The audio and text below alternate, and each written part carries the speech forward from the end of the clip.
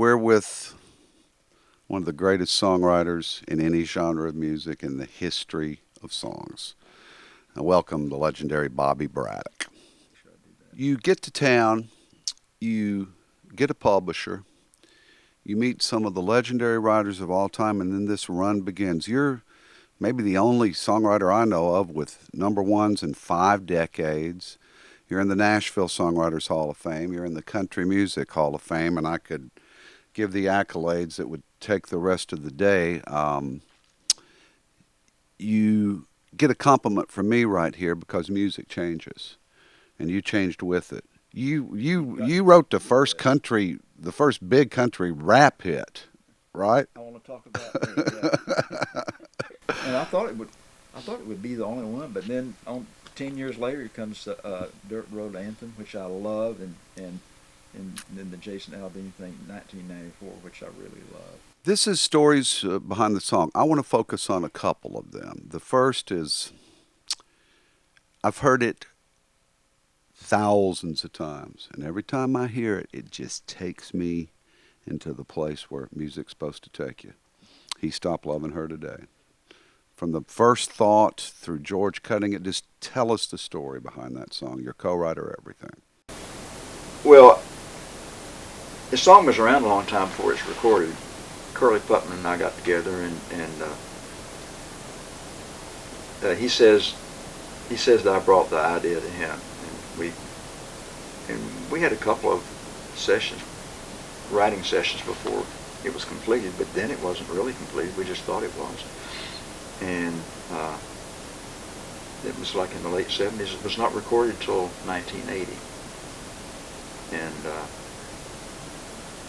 Billy Sherrill asked us to add, that's George Jones' producer, Billy Sherrill asked us to add a verse about the protagonist's wife or girlfriend coming back to his funeral.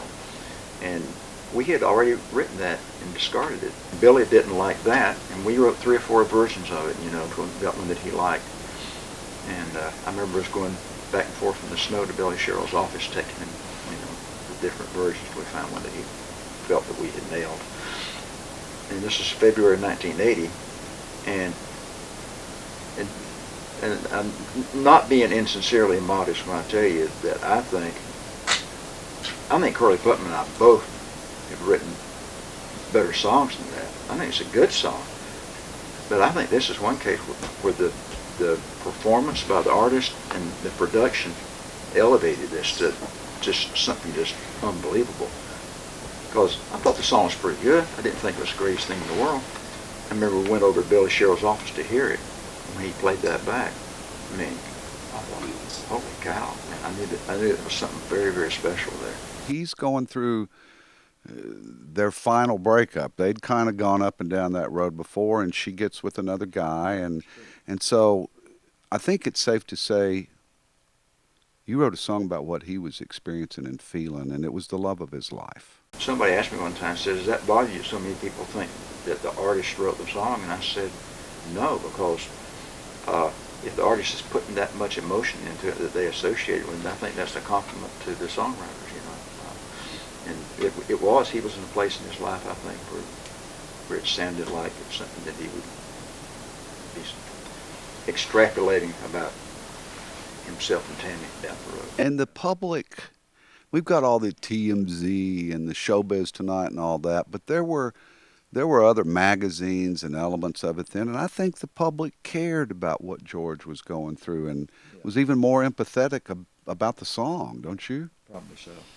Do you remember where the idea came from? Do you remember because I know it sat around for a while and sometimes you don't, but do you remember anything about the day you and Curly walk in with this thing? I remember that we were there's a possibility my second wife may have had some influence on me, because she was sort of, I don't know, I guess she was sort of at that time sort of the love of my life, and we were getting into some stormy waters there, and I don't know if I have no idea if that was it or not.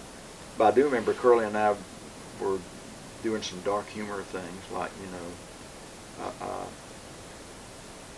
like, doesn't he look natural? I said, well,